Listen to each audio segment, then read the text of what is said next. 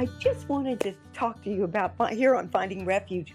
We're about to do a series on the wood-burning cook stove, especially for the urbanite. And that seems like a contradiction in terms.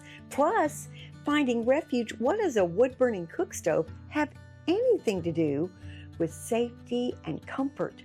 But it has a lot. You're going to learn so much.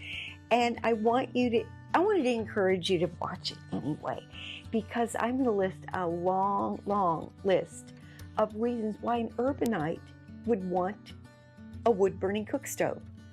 For utilities, it's a much safer source of renewable fuel, and it's far less toxic than a fireplace, a wood-burning fireplace. Who knew? I didn't know any of this when I first started. But I live in a gated community, and I thought, before we just launch into episode 1, I think there's 4 parts. There's going to be 5 or 6, because I'm going to show how relevant that wood-burning cook stove is even in the summertime. Who knew? And we live in the South, so you would really think this was far-fetched. So join this little adventure with me and let me know what your thoughts are. I found out that the wood-burning community is actually super nice, and the ideas and the stratagems and the cooking tips and cleaning, all of that was so interesting, and they're so sweet.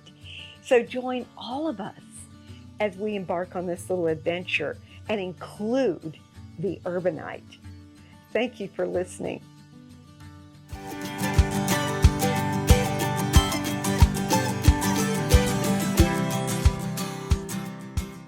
Oh my goodness.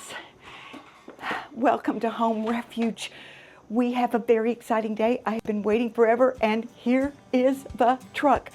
The great and long-awaited delivery of my Heco wood-burning cook stove.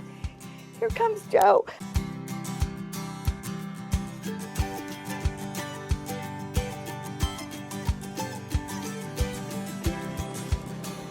Oh, Joe! Hey, Penelope. Oh, I want you to meet my friend Joe. Come on, darling. How are you? Fabulous. Good to see you. I'm especially fabulous. It's better than Christmas, I'll tell you. All right. This is Joe Anderson with Knox Stove. Correct. And he is from Knoxville, Tennessee. And he's the guy to go to whenever you want help with the stove. You drive all over, don't you? You do. To Colorado and everywhere. Well, that was hiking and climbing. Oh! But we do pretty much the eastern U.S. as far as our company delivery trucks. Everything else we'd ship by LTL. That is so fantastic. But he can answer all the little questions and deal with all the pieces and parts. And if you don't have a supplier for pipe, he's the guy. Glad to help. Thank you so much. Let me show you the lay of the land so that you can know which way we're going to go. And okay. And come along with you. Might as well just come with us too. Come on. Both these doors will open. Sure. And that's where the stove goes. Makes it nice. Now, the material of this, is it ceramic or vinyl? Oh, it's ceramic. Oh, yeah. What It's indoor, outdoor. We'll either use the carpets or we Yes. can use something to cover it while we bring the stove in to protect it. Awesome, awesome. Just so there's no too much pressure on it. I will. That's so awesome. So we can even use this rug right here, Oh, absolutely. and That'll we work great. can you put it on there, and then, I can turn it.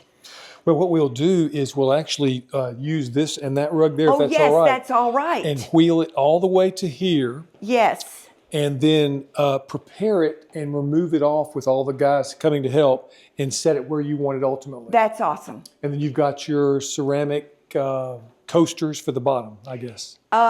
We didn't get the coasters, actually. I can't remember what happened, but we decided because the flooring was so fabulous, because underneath here is concrete, Oh, a yes. lot of it, a very thick pad, and under that is a very, very thick pad of 8 inches of gravel. Nice. And this is all full brick, so the whole room is brick.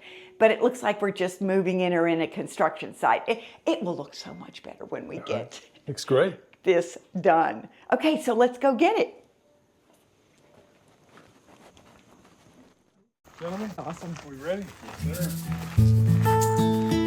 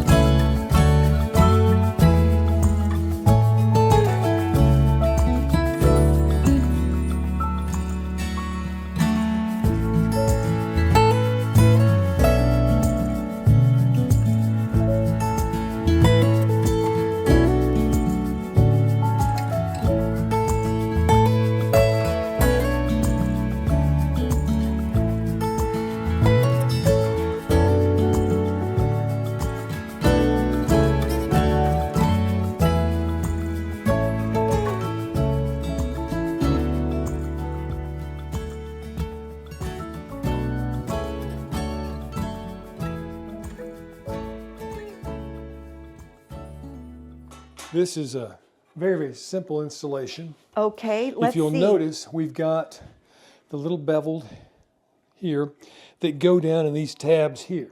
Oh. So you can see the beveled here that goes down in the tabs here. You line the top one up first because it slightly starts in before the bottom, which is a nice feature because some stove companies have them the exact same height, and it makes it so difficult to get them in because you have to perfectly align them at the same time.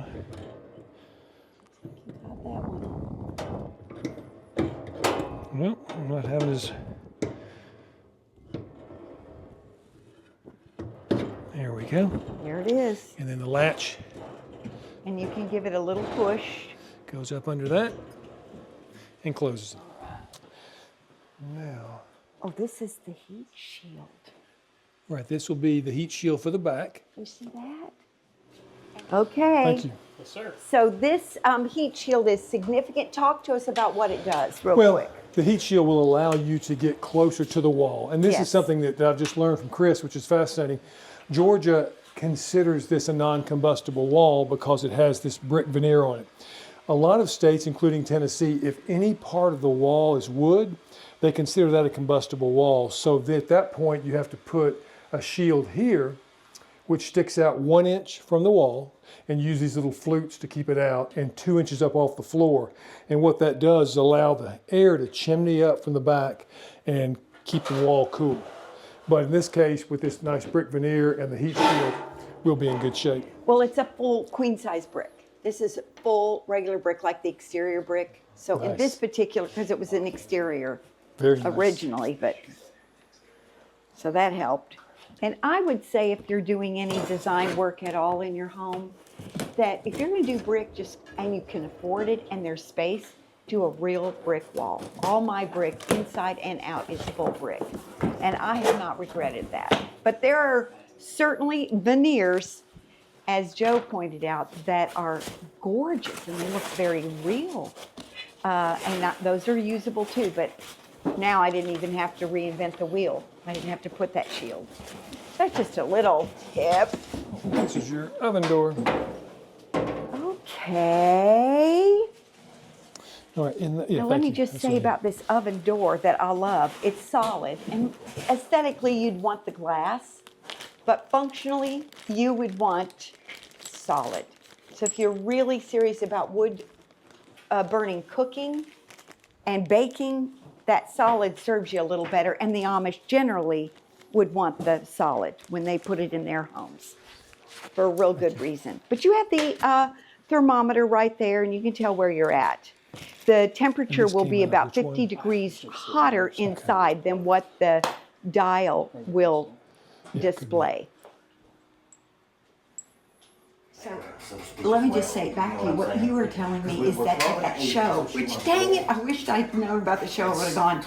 But at the show, the dealers were trying to learn how to assemble the oven door, and they were struggling with it. But Heco developed a special tool just for that. Makes it so much easier just to put on there.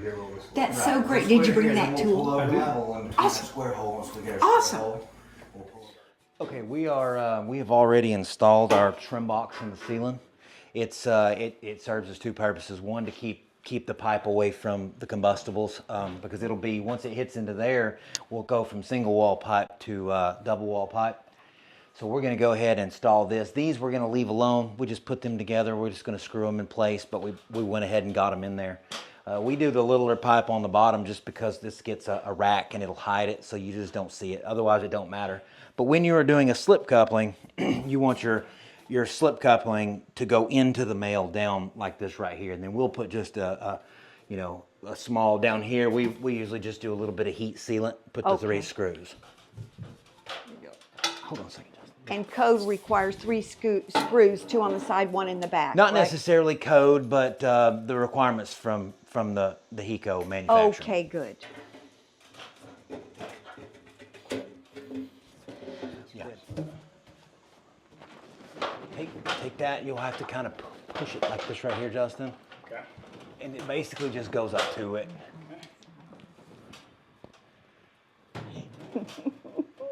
You just goes up. You just have to try to get it in there. You may have to push this one over a little bit. There you go.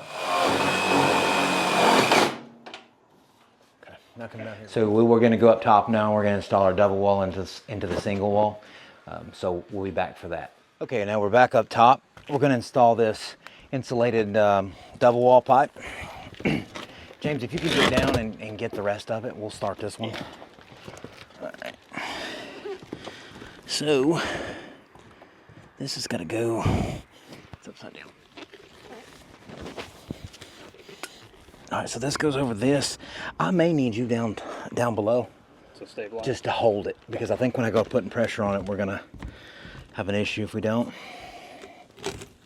You good? All right, we're gonna set this down in there. All right, I'm gonna be pushing.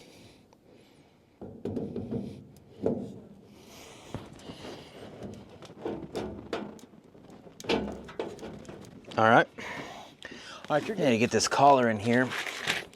Now we've already cut the shingles and took out all our nails that are in the way if you're doing this as a remodel aspect instead of in the new. So we're ready to have this installed.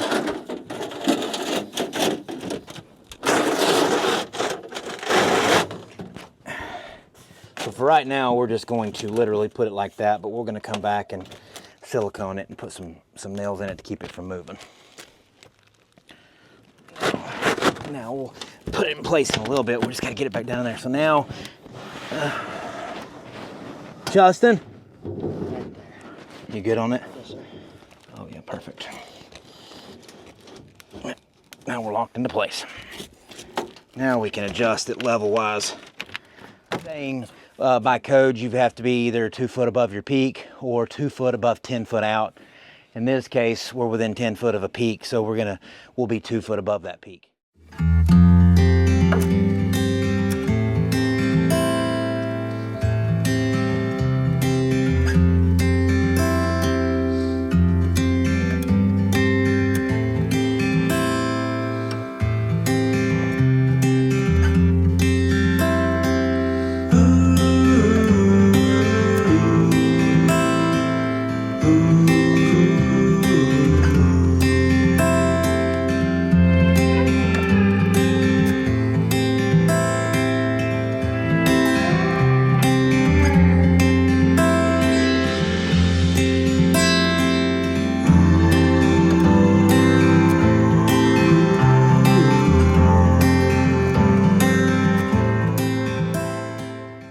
Okay, now what we've done is we went ahead and fastened our supports down to the roof, and normally they would go on a steeper pitch right behind it, but because this one comes up beside it, we had to put it on this roof.